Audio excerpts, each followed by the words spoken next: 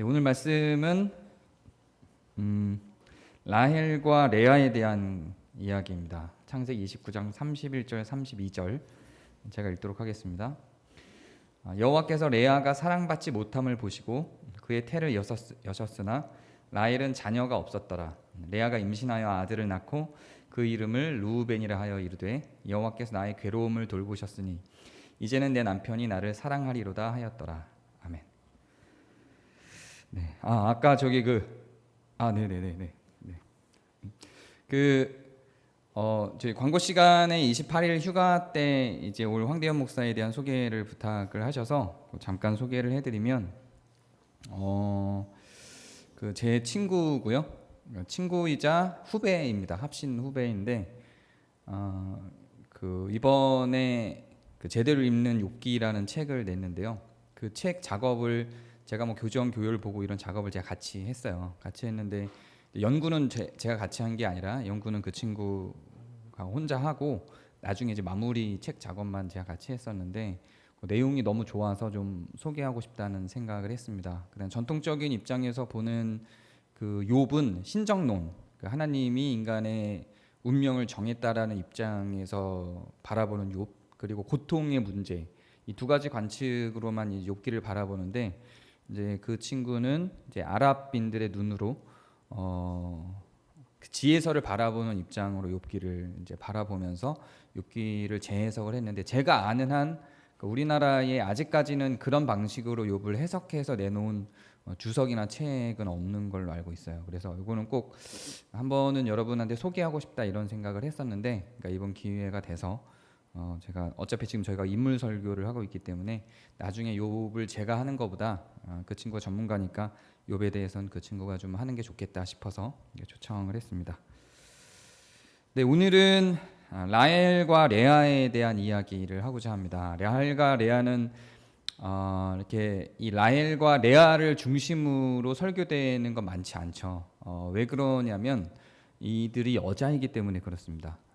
그렇다고 해서 이 라헬과 레아의 이야기가 성경에서 차지하는 그 분량이나 혹은 그 중요도가 적은 것도 아닙니다. 굉장히 중요하게 다뤄지고 있는 인물들인데도 불구하고 사실상 우리가 야곱의 아내들 정도로만 이해를 하지 야곱과 떨어져서 라헬과 레아의 입장에서 그들의 서사가 성경에서 어떤 위치를 차지하고 있는지에 대해서는 잘 논의되지 않죠.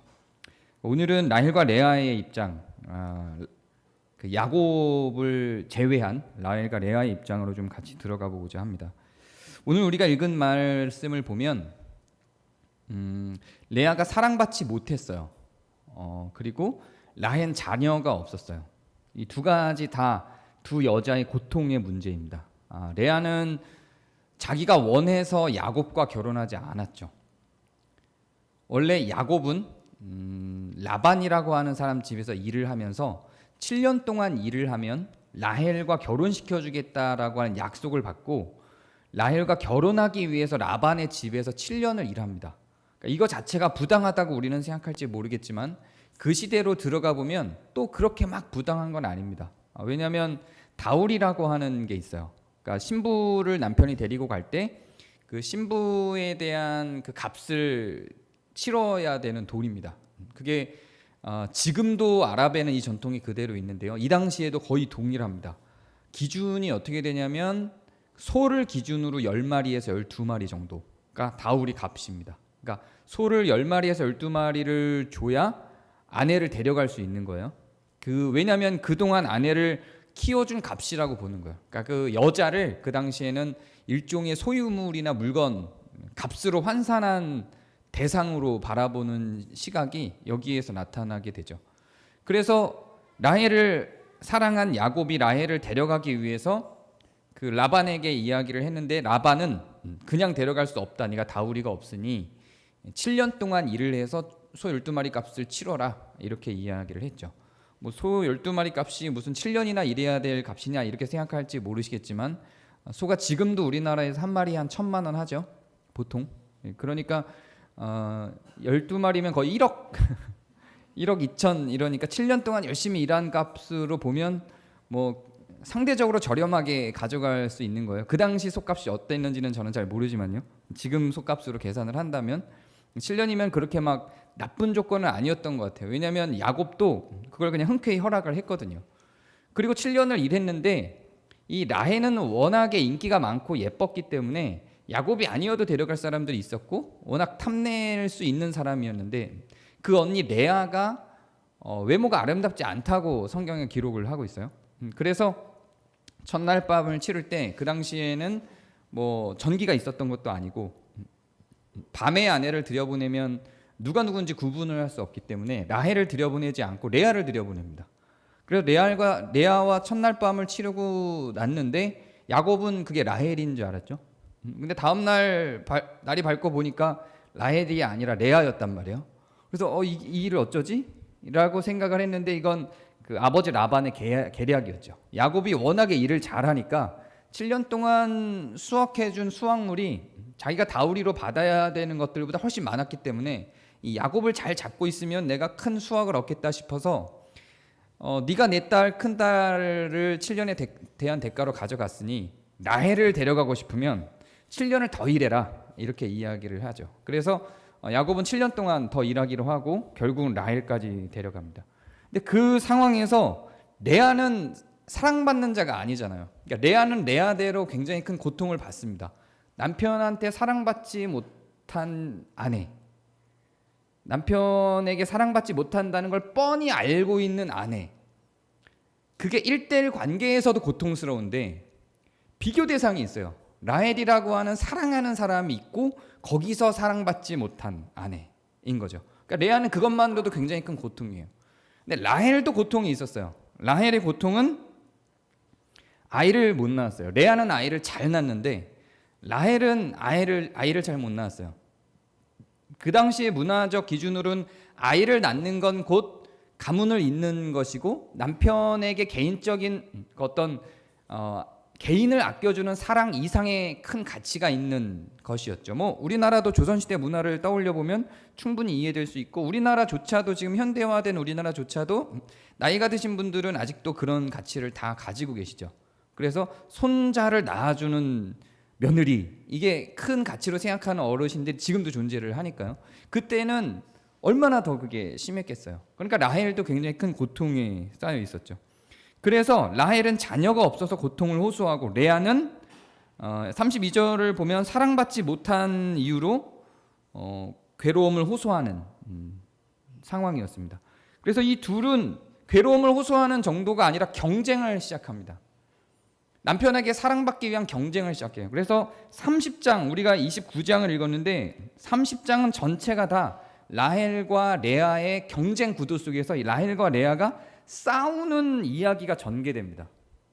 이 라헬과 레아가 싸우는 이야기는 마치 사라가 자기의 그 시녀였던 하갈을 남편인 아브라함에게 주므로 하갈과 사라가 싸웠던 구조하고 좀 비슷해요. 근데 그거보다 훨씬 더 치열합니다. 왜냐하면 하갈과 사라는 우위가 정해져 있었어요. 사라가 주인이었고 하갈은 시녀였기 때문에 싸움이라고 보기는 좀 어려웠습니다. 핍박에 가까운 수준이었죠. 그런데 이번에는 완전히 싸움이에요. 경쟁 구도죠. 근데 지금 이 어려움을 만든 게 무엇인지 한번 잘 생각해 보시면 이건 레아나 라헬이 만든 어려움은 아니에요. 이건 그냥 구조적 어려움이에요. 라반이 만든 어려움이죠. 아버지가 구조화해 놓은 어려움이에요. 이 시대의 여자이기 때문에 불가피하게 어쩔 수 없이 해야 했던 경쟁입니다. 근데 그 경쟁에서 싸우는 대상이 누구냐면 그 문제를 야기시켰던 라반이나 사랑을 주냐 마냐를 결정할 수 있는 야곱이 아니라 여자들끼리예요. 라헬도 일종의 피해를 입은 사람이에요. 사랑하는 사람과 결혼을 해야 되는데 아버지의 그 간사한 계략으로 말미암아 사랑하는 사람의 첫 번째 아내가 되는 걸 빼앗겼죠. 피해를 입은 거고, 레아는 오죽이나 자기는 사랑하지도 않았던 사람과 결혼할 수밖에 없는 그런 라반의 푸시로 말미암아, 그러니까 라반의 그 재산의 이익을 가져다주기 위해서 원하지도 않았던 사람과 자기를 사랑하지도 않는 사람과 결혼하는 그런 결과를 초래할 수밖에 없는 구조였어요. 그렇다면 이 사람들에게 고통을 준 건 라반 혹은 적게 간접적으로 보면 야곱일 수 있는데 자기들끼리 싸울 수밖에 없는 구조로 가는 거죠. 지금 시대로 보면 저는 이 이야기를 보면서 라헬과 레아의 이야기를 보면서 기생충이 많이 떠올랐습니다. 기생충이 안 보신 분을 위해서 간단하게만 설명하면 아주 부잣집의 지하실을 차지하기 위해서 그 부잣집의 지하실을 차지하기 위한 그 두 가정부를 놓고 그 가정부 자리를 놓고 치열하게 싸우는 그 두 가정의 이야기입니다. 그러니까 결국은 그런 구조, 그들이 서로 지하실을 놓고 싸울 수밖에 없었던, 그 부잣집의 지하실을 놓고 싸울 수밖에 없었던, 그건 구조적인 문제라고 그 영화는 갖고 가는 거예요. 그래서 싸워야 될 대상이 사실은 그 지하실을 놓고 싸우는 사람들끼리의 대상이 아닌데, 싸워야 될 대상은 그 구조 자체인데, 근데 자기들끼리 그 재산을, 그 사소한 재산, 그 버려진 콩고물 같은 것들을 두고 싸워야 되는 그 현실을 직시하게 만들고 그걸 비판한, 그 사회적 구조를 비판한 게 기생충이죠. 그들을 기생충으로 묘사를 한 거죠. 근데 그 기생충을 정말로 나쁜 의미에서 기생충이 아니라 피해자로서 그거를 그리고 있는 내용들이 기생충의 주요 내용이라고 생각을 하는데요. 이 라헬과 레아도 그런 그림이었습니다. 그들의 고통은 자기들이 구성하고 자기들이 만든 고통은 아니었어요. 사회적인 구조, 그때 가부장적인 남성 중심적인 구조, 여성들로서는 여성이기 때문에 불가피하게 어쩔 수 없이 처했던 그런 구조적인 고통, 구조가 만들어낸 고통인데도 불구하고 그 고통을 양산해낸 것이 무엇인지 모르고 자기들끼리 싸우는 그림이 이 라헬과 레아의 이야기에서 그려지고 있죠. 그런데 이런 게 시대적으로 계속 있죠. 지금 저는 제 입장은, 제 신학적인 입장은 시대가 흐르면 흐를수록 의는 발전하고 죄가 무엇인지가 점점점 말씀으로 말미암아 드러나는 구조로 시대가 흘러간다고 저는 믿는데요. 개혁주의 신학의 토대에서 저는 그렇게 시대가 점점점 성화되어져 간다고, 인간의 개인이 성화되어져 가는 것처럼 시대도 성화되어져 간다고 생각을 합니다. 그런 의미에서 이미 이 시대로부터 4,000년이 흐른 뒤에 살고 있는 우리들의 입장에서는 이 시대의 여성들의 삶을 보면 이게 얼마나 불공평하고 얼마나 피폐한 삶이며 적이 누구인지, 싸워야 될 대상이 무엇인지, 누가 고통을 줬는지 알 수 있지만 이 시대를 살아가는 라헬과 레아 입장에서는 적은 레아이고 적은 라헬이지 이걸 만들어낸, 이 고통을 양산해낸 게 라반 혹은 남성 중심적 사회라고 생각할 수 있는 여지는 전혀 없었어요. 그냥 사회적으로 만들어진 구조 속에서 고통을 받고 살아갔지만 그냥 그 안에서 고군분투하며 누가 준 고통인지도 알지 못한 채 그냥 그렇게 고통을 호소하며 살 수밖에 없었죠. 레아는 레아대로, 라헬은 라헬대로 그렇게 고통스러워했던 겁니다. 지금 이 시대를 살아가는 우리들한테도 아마 그런 게 있을 거예요. 우리는 분명히 고통스러운데 이 고통이 어디로부터 왔는지 모른 채로 그냥 살아가는 것들이 굉장히 많겠죠. 물론 모든 것들은 인간의 죄죠. 라반의 죄일 거예요. 어떤 측면에서는 그것까지 다 수용하고 사는 성화의 경지에 이르렀다면 레아나 라헬이 이런 구조를 만들었는데도 불구하고 성화의 경지에 라헬과 레아가 이르렀다면 그 안에서도 서로 경쟁하거나 싸우지 않고 풍요롭고 안전하게 서로를 도우며 사랑하면서 살 수도 있었겠죠. 그렇게 접근하면 답이 없어요. 이 고통이 어디로부터 왔는가 하고 그렇게 접근해버리면, 인간을 완성된 구조로 접근해버리면 답이 없어요. 네가 완성되지 못했기 때문에 고통스러웠던 거야, 이렇게 가거든요. 분명히 시기하고 질투하고 경쟁 구도 속으로 들어간 건 라헬이고 레아죠. 그렇게 따지면 라헬과 레아도 죄로부터 자유로울 수는 없어요. 분명히 문제가 있었죠. 분명히 시기했고 질투했고, 시기와 질투가 죄에 근거하고 사람의 고통을 양산한다라는 의미로 볼 때 라헬과 레아도 시기했고 질투했고 경쟁 구조 속으로 들어갔기 때문에 너희들의 죄다 이렇게 이야기하면 또 할 말은 없어요. 그러나 그렇게 양산한, 누구의 죄냐를 면밀하게 작은 죄부터 큰 죄까지 다 따지자면 거기서부터 벗어날 수 있는, 자유로울 수 있는 사람은 아무도 없고 전적으로 타락했으면 모든 인간은 타락한 인간이고 모든 인간은 죄인이라는 방식으로 가면 맞는 거예요. 그게 라헬과 레아도 죄인이죠. 거기서부터는 벗어날 수 없는 게 사실이에요. 그러나 그렇게 죄된 삶 속으로 들어가게 만든 근본적인 원인이 무엇인가를 생각해 볼 때 남자들의 결정에 의해서 여자들이 그 구조 속으로 들어갈 수밖에 없었던 시대적 구조적 죄가 분명히 있다는 거죠. 그러나 라헬과 레아는 그걸 볼 수 있는 능력은 없었어요. 그걸 볼 수 있는 능력은 없었기 때문에 그들이 할 수 있는 건 라반에 대해서 부당하다고 이야기하는 것이 아니라 하나님께 호소하는 것밖에 없었어요. 우리도 그럴 거예요. 우리에게 고통이 있죠. 부유한 자는 부유한 자대로, 가난한 자는 가난한 자대로, 몸이 건강한 자는 건강한 자대로, 몸이 연약한 자는 연약한 자대로 고통이 있을 거예요. 근데 그 고통을 양산해내고 있는 그 무엇인가 가장 근본적인 어떤 원인들이 있겠지만 우리는 그걸 볼 수 있는 눈은 이 시대 속에서는 없어요. 이 시대를 살아가는 우리는 마치 라헬과 레아가 그 시대를 살아가는 상황 가운데서 자기들의 고통이 어디로부터 구조화돼서 왔는지 알 수 없었던 것처럼 그 구조 자체도 다 결국 인간의 죄들이 만든 거겠지만 지금 이 시대를 살아가는 우리도 아마도 100년 후, 200년 후 이 시대를 돌아보면 그 시대에 정말 문제가 있었어 이렇게 생각할 테지만 지금은 모를 수 있다는 거예요. 우리가 예전에 군부 독재 시대 때 대통령의 어떤 명령들로 말미암아 사람들이 죽거나 고문당하는 것에 대해서 아무렇지도 않게 그것이 큰 문제가 아닌 것처럼 치부하던 시대가 있었죠. 그런 시대가 있었어요. 조금 더 내려가면 조선시대로 가보면 노예를 종을 두고 아내들을 여럿을 두고 아내들끼리 뭐 그 여자들이 씨바지로 들어오고 하는 이런 지금 우리의 기준으로 생각하면 말도 안 되는 결정들을 했던 그 역사가 불과 100년 전이에요. 그렇게 오래되지도 않았죠. 근데 그 시대를 살아갔던 그 사람들은 씨바지로 갈 수 있는 것만으로도 그냥 감사했죠. 그걸 감으로 말미암아 자기가 씨바지가 됨으로 말미암아 돈을 많이 받고 내 가정을 살릴 수 있었을 테니까. 근데 지금 우리의 시선으로 보면 그건 있을 수 없는 말도 안 되는 죄죠. 큰 문제인 거죠. 악이죠. 만약에 지금 이 시대에 정주영 회장이나 뭐 이런 대기업 회장이 자기 자녀를 낳기 위해서 씨바지로 어떤 배우를 데리고 들어왔다고 한번 가정해 보기로 하죠. 어떤 여배우를 씨바지로 예쁜 손자를 손녀를 얻기 위해서 데리고 들어와서 그런 일들이 벌어졌다고 한번 가정해 보세요. 이 시대는 무슨 일이 벌어질까요? 난리가 나겠죠. 그건 꺼낼 수 없는 죄인으로 치부가 될 거라고요. 악으로 치부가 될 거라고요. 이제 우리는 그런 시대에 살고 있죠. 불과 몇십 년 전, 30년, 40년 전까지만 해도 그것이 큰 죄가 아니었던 것들이 지금 우리의 시선으로는 그게 얼마나 큰 죄인지 분별할 수 있죠. 하물며 4,000년 전 라헬과 레아는 자기네들이 어떤 상황에 처해 있는지를 알 수 있는 방법은 없었어요. 그때 그럼 이런 상황들 물론 다 자기의 개인적인 죄들이 있지만 이들이 시기하고 질투했다라는 의미에서의 사소한 죄들이 분명히 있지만 그럼에도 불구하고 이들이 고통을 호소했을 때 하나님은 그 고통을 들으셨는가 하는 게 성경이 라헬을 바라볼 때의 관점입니다.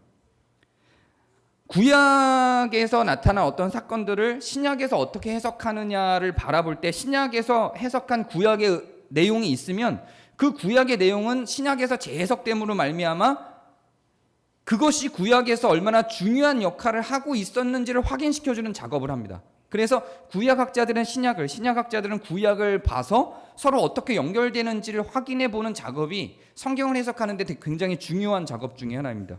그래서 이 라헬에 대해서 성경 신약은 어떻게 이야기하고 있냐면 마태복음 2장 18절을 보면 이렇게 기록하고 있어요. 먼저 2장 18절을 보기 전에 16절, 17절을 봐서 이 내용이 어떤 분위기에서 전개되고 있는지를 한번 확인시켜 드리도록 하겠습니다. 마태복음 2장 16절에 이런 상황이에요. 동방박사들이 헤롯에게 찾아가서 예수님이 어디서 태어날 것인가를 물어봅니다. 그때 헤롯이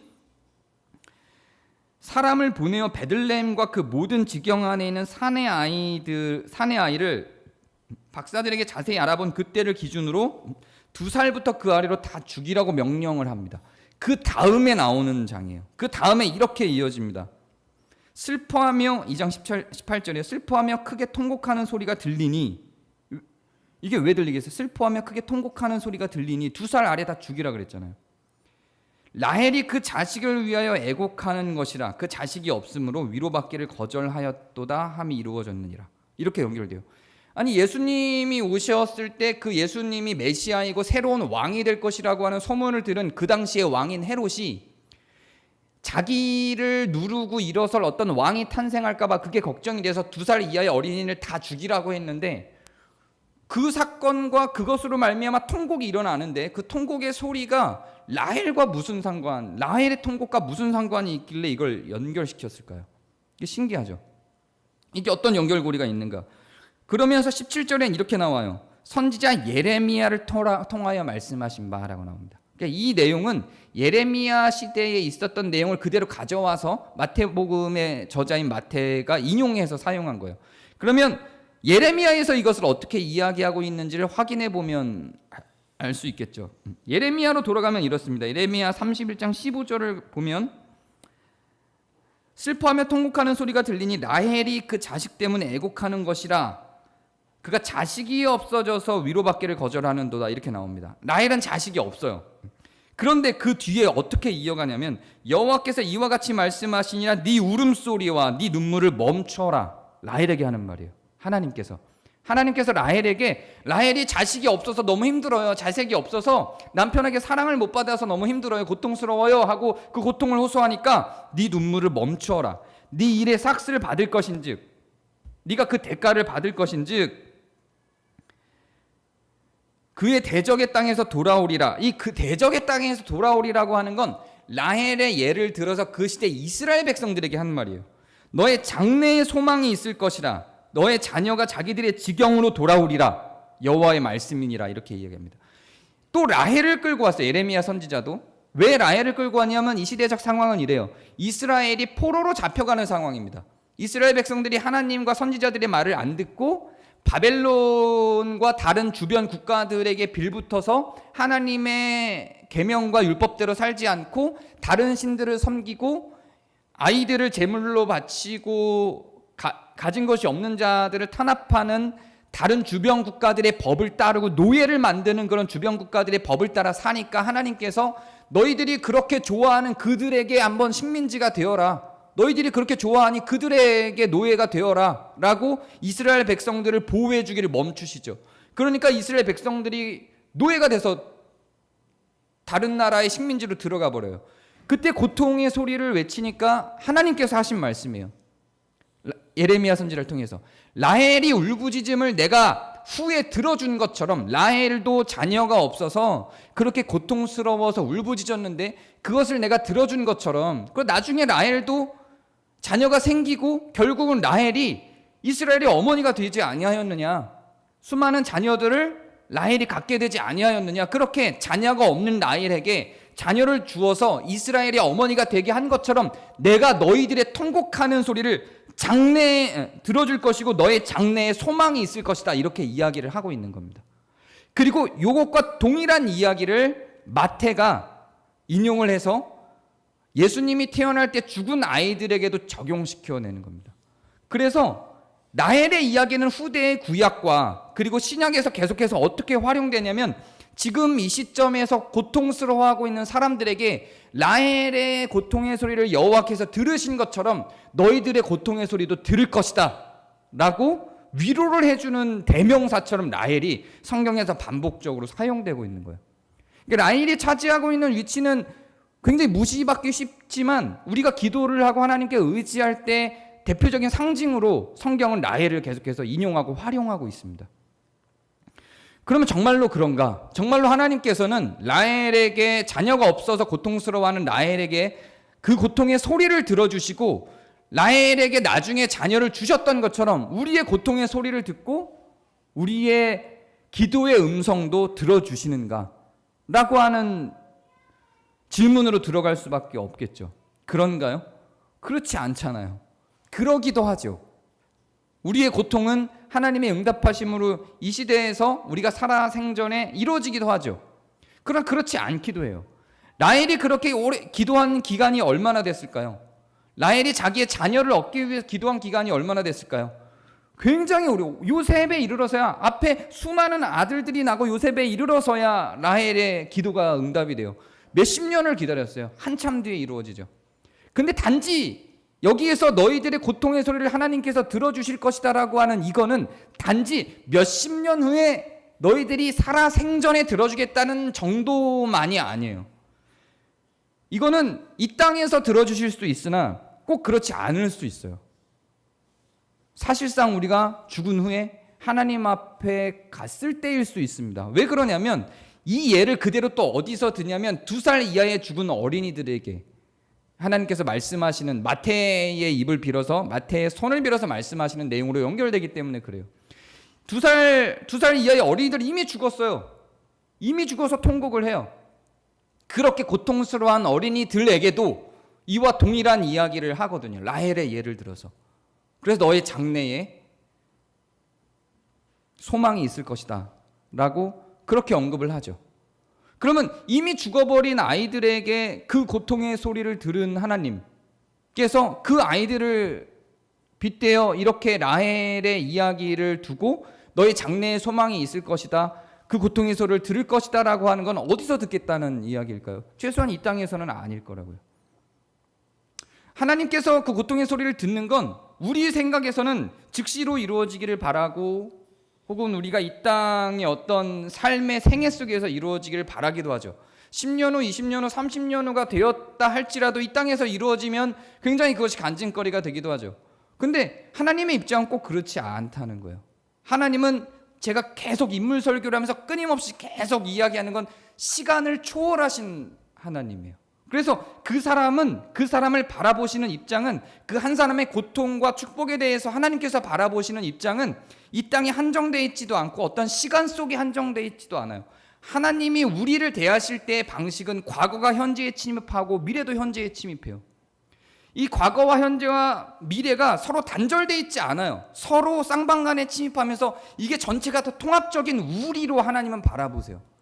그래서 지금은 죄악된 우리라 할지라도 앞으로 성화되어서 의로워질 우리로 인정하고 그렇게 통합적인 성장할, 지금은 악하다 할지라도 의로워질 우리를 통합적으로 바라보면서 우리로 대해주시는 것처럼 이렇게 고통과 그 고통을 해결해 주시는 축복의 대상으로서도 마찬가지입니다.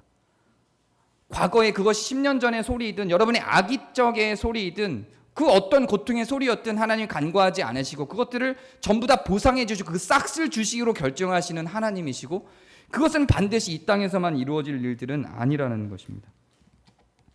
우리는 그래서 하나님께서 마치 죄인된 우리와 성화될 우리를 통합적으로 바라봐서 죄인이었을 때의 권요셉도, 의로운 활동을 할 때 권요셉도, 죄를 짓는 권요셉도 동일한 권요셉으로 바라봐 주시는 것처럼 하나님께서는 천국에 있을 권요셉도, 이 땅에서 살아갈 권요셉도, 고통받고 있는 권요셉도, 또한 은혜 가운데 축복 가운데 있는 권요셉도 통합적으로 다 그냥 한 권요셉이에요.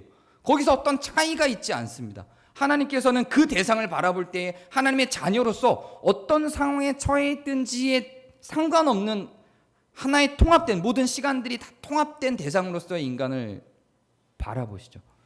그래서 우리가 고통 가운데 있다 할지라도 그 고통이 그냥 고통으로만 끝나지 않고 그에 대한 싹시 분명히 있다고 하나님께서 말씀하고 계시는 겁니다. 물론 여기에 반대를 하는 신학자들도 많이 있어요. 제가 해석하는 건 제가 계속해서 밝히는 바와 같이 저는 상급주의자입니다. 이 땅에서의 삶이 하늘에서의 상급과 연결고리를 갖고 있다고 저는 생각을 하고 그렇게 성경을 해석합니다. 왜냐하면 상급에 대한 성경적 언급이 굉장히 많기 때문에 그래요. 그런데 어떤 신학자들은, 같은 개혁주의 내에서도 어떤 신학자들은 무상급주의자들도 있습니다. 그래서 개혁주의 내에서는 이게 굉장히 팽배해요. 무상급주의자들도 상당히 많아요. 그래서 이 땅에서 삶이 어떠하든지 간에 천국에서는 상급과 상관이 없다. 그 상급을 그렇게 보시는 분들은 그 상급이 차등이라고 생각하기 때문에 그렇게 봐요. 근데 저는 상급이 꼭 차등은 아니라고 생각해요. 그러나 갚아주심이 반드시 있다고 저는 생각을 합니다. 그래서 이 장래, 너의 장래에 소망이 있을 것이다 라고 말씀하셨던 이 장래는 아직 오지 않은 천국과 이미 온 천국을, 하나님의 나라 개념에 대해서 우리가 얘기할 때 지금도 하나님의 나라고 우리가 나중에 죽어서 가게 될, 그렇게 해서 만나게 될 하나님도 하나님의 나라라고 가정할 때에 이 아직 오지 않은 하나님의 나라와 이미 온 하나님의 나라를 다 통합적인 하나님의 나라로 우리는 생각을 하죠. 그런 것처럼 우리도 우리에게 주실 고통에 대한 하나님의 응답도 마찬가지로 아직 오지 않은 천국과 아직 오지 않은 하나님의 나라와 이미 온 이 땅에서 우리가 살아가고 있는 하나님의 나라에서도 통합적으로 하나의 연결고리로 하나님께서는 바라보고 계시다는 겁니다. 그래서 우리가 받고 있는 모든 고통들을 하나님께서 그대로 간과하시거나 없애거나 하지 않고 반드시 그것에 대한 삭슬, 그것에 대한 대가를 지불해 주시기로 약속해 주신다고 저는 그렇게 생각을 합니다. 라헬은 그런 의미에서 이런 약속의 어떤 상징과 증표로 예레미야가, 마태가 활용한 것처럼 우리에게도 동일하게 활용될 수 있는 인물이라고 생각을 합니다. 저는 이 어린아이들, 2살 이하로 죽은 어린아이들에 대해서 신학자들, 몇몇 신학자들은 이렇게 이야기를 하기도 합니다.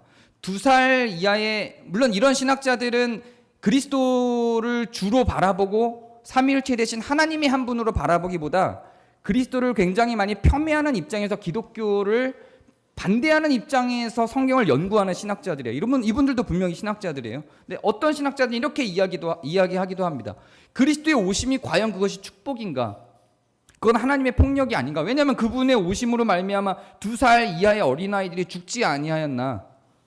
과연 그분의 오심이 축복이었나? 라고 하는 입장에서 그리스도의 오심을 비판적으로, 부정적으로 바라보는 경우들이 있습니다. 이런 경우들도 적지 않아요. 꽤 많은 학자들이 이런 해석을 가하기도 합니다. 그러나 저는 거기에는 동의하기 어렵습니다. 왜냐하면 저는 이런 통합적인 시선에서 하나님이 라헬의 예를 들어서 그렇게 죽은 2살 이하의 어린이들의 울부짖음에 대해서 간과하지 않겠다고, 그 소리를 듣겠다고, 그 고통의 소리를 내가 안겠다고 이야기해 주신 약속을 믿기 때문에 그렇습니다. 저는 부당하게 죽어간 수많은 사람들에 대해서도 이런 입장을 취합니다. 전쟁이 벌어져서 죽어갔던 수많은 사람들이 있죠. 아무런 죄도 없이 죽어간 사람들이 있습니다. 물론 개인적인 그들의 죄가 아예 없느냐면 그렇게 따지는 게 아니에요. 그 상황 속에서 그들의 죄에 대한 대가로서가 아니라 그냥 전쟁에 휩싸여서 죽은 수많은 사람들이 있죠. 세월호 사건도 그와 같을 것이고요. 그런 사람들에 대해서 우리는 부당한 하나님에 대해서 이야기할 수밖에 없습니다. 우리가 이런 라헬에게 해줬던 이런 약속, 마태가 라헬을 활용하고 예레미야가 라헬을 활용했던 이런 약속을 간과한다면, 이런 약속을 전제해 두지 않는다면 우리는 우리가 바라보는 하나님은 그렇게 부당한 하나님으로 인식할 수밖에 없어요. 왜냐하면 너무 부당하게 죽었으니까. 그런데 그 2살 이하의 어린이들에 대해서 하나님께서 너희들의 고통의 소리를 내가 듣겠다라고 약속하시는 것처럼, 그렇게 사회적 구조가, 인간의 죄가, 더 큰 힘을 갖고 있는 인간들이 벌인 죄가 수많은 사람들을 죽였을 때 왜 그것을 간과하고 두셨습니까? 라고 하는 하나님에 대한 항변들을 하나님께서 간과하지 않고 사실은 듣고 계시며, 그 고통에 반드시 어떤 시간대 속에서는, 천국의 시간대이든 이 땅에서 시간대이든 어떤 시간대 속에서는 그것을 간과하지 않고 들으신다는 걸 저는 믿습니다. 이러한 믿음이 없이는 우리는 살아갈 수가 없죠. 이런 믿음이 없이는 우리가 지금 직면해 있는 고통들에 대해서, 우리가 지금 직면해 있는 불평등과 불공정들에 대해서 분노하고 살아갈 수밖에 없어요. 이러한 약속에 대한 믿음이 없이는 우리의 정서는 망가지고 파괴될 수밖에 없어요. 부당한 게 너무 많거든요. 그래서 저는 공정하신 하나님에 대해서 언급할 때 그 공정이 반드시 우리의 계산 속에서 이 땅에서 이루어질 공정만은 아닐 것이라고 생각합니다. 마지막으로 라헬과 레아를 비교하면서 마무리를 하고자 합니다. 그러면 라반이 라헬에게 줬던 고통이나 라반이 레아에게 줬던 고통은 그렇다 할지라도 라헬과 레아가 서로 경쟁하면서 서로에게 줬던 고통들도 있을 텐데요. 이들에겐 그 고통을 서로에게 준 것이 누구의 잘못일까요? 물론 또 그들의 시기와 경쟁을 위해서 달려갔던 그들의 결정과 그들의 질투의 결과물이니 그들의 문제다. 그것을 하나님께 요구할 수 없다라고 말할 수도 있겠죠. 근데 저는 이 하나님의 장래에 대한 소망의 약속에 이런 것들도 다 포함이 된다고 생각을 합니다. 왜냐하면 라헬이 자녀가 없음으로 말미암아 울부짖고 레아가 사랑받지 못함으로 말미암아 울부짖었던 그 울부짖음들 자체가 성경에 기록된 그들의 고통으로, 하나님이 응답하신 고통으로 언급되고 있기 때문에 그렇습니다. 만약에 그것이 그들 스스로의 어떤 시기와 질투로 말미암았기 때문에 너희들은 그 시기와 질투가 있었으니까 그 고통을 받을 만했어라고 접근을 한다면 그것도 합리적인 이야기일 것만 같아요. 그렇게 들리죠. 그러나 하나님은 그렇게 이야기하지 않고 그 고통의 소리를 들었다라고 이야기를 하시죠. 그래서 이 땅 사회 속에서 우리가 원인을 돌려야 되는, 고통의 근거를 찾아야 되는 것을 찾지 못하고 돌려내는 어떤 원인들이 분명히 있을 텐데요. 그런 불공정과 공의롭지 못한 사회 속에서, 그런 환경 속에서 점점 의로워진다 할지라도 사실은 완전한 원인이 이 땅에 없기 때문에 어떤 시대 속에서 정말 그 직전까지도 우리는 계속 고통을 받을 텐데요. 그런 모든 고통들에 대해서 우리가 방향을 잘못 잡는다 할지라도 하나님은 그 음성조차도 들으신다고 저는 생각합니다. 내가 싸웠던 대상이, 사실은 내가 공격했던 대상이 어떤 측면에서 보면 또 피해자일 수 있어요. 우리가 전쟁을 벌였는데 그 전쟁을 벌인 대상이, 우리가 싸웠던 적이 어떤 측면에서는 또 피해자일 수 있어요. 크리스마스라고 하는 영화가 있습니다. 실화를, 세계 1차 대전 당시에 실화를 영화로 만든 거예요. 그 영화 내용이 독일군과 프랑스군들이 서로 싸우는데 나중에 크리스마스가 다가오니까 둘 다 기독교인인 거예요. 그래서 우리 휴전하자. 그리고 크리스마스를 누리면서 서로 총을 내려놓고 크리스마스에 같이 캐롤을 부르면서 같이 포도주를 한 잔씩 하면서 친구가 돼버렸어요. 총으로 싸우고 죽이다가. 그리고 서로 싸우지 않기로 그 지역 안에서만 협정을 맺습니다. 그리고 친구가 돼버려요. 그리고 왜 전쟁을 하지 않느냐는 상부의 지시 속에서 전쟁을 했고 피해자가 있다고 계속 거짓보고를 하다 나중엔 들통나서 이 두 부대원들이 잡혀가서 각국에 의해서 처벌을 받는 과정으로 가는 그런 내용을 담은 영화입니다. 실화를 바탕으로 했어요. 그 프랑스인과 독일군은 서로를 죽일 때 그리스도의 이름으로 죽여요. 기독교의 이름으로 서로를 죽여요. 근데 서로 기독교인인 걸 확인하는 거죠. 이런 구조들도 있어요. 이런 상황들 속에서 그들이 사실은 그렇게 화해하지 않고 싸웠다 할지라도 그 고통은 내가 저 사람이 그러니까 독일이 프랑스에게 프랑스가 독일에게 주었던 그 고통조차도 누구의 잘못으로 시작되는지 우리는 판단할 수 없죠. 그건 그 위에 있는 어떤 거대한 전쟁을 결정한 그 사람들의 문제인데 이 사람들은 서로 간에 싸움을 하면서 사실은 그냥 그 결정과 상관없는 자기의 임무에 충실하기 위해 군인으로서 상대방을 죽인 사람들이에요. 그 고통도 들으신다고요. 거기에서 명령을 내린 사람은 명령을 내린 거고 너는 너의 죄니 네가 죽은 건 너의 대가다. 네가 누군가를 죽인 건 너의 죄다라고 하시지 아니하고 그 고통의 소리조차도 들으신다는 이야기를 저는 하고 싶은 겁니다. 물론 논란의 여지가 있다고 생각을 합니다. 이렇게까지 가면 과연 그럼 우리의 죄는 어디까지인가? 어떻게 우리의 죄는 드러날 것이고 우리는 왜 죄인인 것인가? 이것은 하나님의 미래에 대해서 장래의 소망에 대한 약속과 별개의 문제입니다. 죄로는 또 다른 문제인 거예요. 죄는 당연한 거고 이 모든 것들이 이 모든 구조가 다 죄로 말미암기 때문에 우리 각각 개인은 다 죄인이죠. 그렇게 접근하는 방식은 또 다른 방식의 접근인 거예요. 죄인이 아니라는 게 아닙니다. 죄인이 아니고 모든 것들이 다 변명 가능하다는 게 아니에요. 우리는 분명히 죄인이고 그 죄에 대해서 우리는 끊임없이 계속해서 회개를 하며 죄를 짓지 않기 위해서 공의로 가기 위해서 정의롭기 위해서 사랑하기 위해서 모든 순간 최선을 다해서 한 걸음 한 걸음을 가야 하지만 예수 그리스도의 십자가를 짊어지고 그 십자가의 헌신함을 우리 안에 담아내는 것은 그것대로 하되 그것과 별개로 우리에게 나타난 고통의 문제에 대해서 이야기를 하는 겁니다. 그 고통의 문제에 대해서 하나님은 그것이 어디로부터 다가온 고통이고 우리가 어떤 고통 가운데 있다 할지라도 그것이 어떤 종류의 고통이라 할지라도 간과하지 않으시고 라헬의 기도를 들으신 것처럼 장래의 소망을 두고 그 고통의 소리를 반드시 싹쓸 지불하시겠다고 약속하셨다는 내용입니다. 저는 이런 라헬의 이야기로부터 굉장히 큰 위로를 받습니다. 이 위로가 없이는 종종 견디지 못할 상황들이 우리한테 너무나 많죠. 아마도 여러분들에게도 위로가 없이는 이런 라헬에게 약속한 라헬을 빗들어서 예레미야 선지자나 마태가 약속한 것과 동일한 수준의 그런 음성들이 여러분에게도 매일매 순간 있을 것이라고 생각하고 이 말씀을 통해서 위로받기를 바랍니다. 제가 기도하겠습니다. 은혜 하나님, 원인을 알 수 없는 고통들이 우리들에게 반복적으로 지속적으로 침투하고 그렇게 침투한 고통들의 원인을 나에게 돌리기도 하고 또 혹은 어떤 사람들에게도 돌리기도 합니다. 하나님, 이 고통의 소리를 들어주시겠다고 약속하신 그 하나님의 약속, 그 마태복음과 예레미야에 있는 그 하나님의 약속을 우리가 받습니다. 지금 우리의 모든 고통을 주님 앞에 내려놓고 말씀드립니다. 받아주시고 그것이 언제가 되었든 갚아주시옵소서. 그 주님의 갚으심을 믿고 오늘의 고통도 얌전히 감내하며 인내하며 살아갑니다. 함께 걸어가 주시옵소서. 예수 그리스도의 이름으로 기도합니다.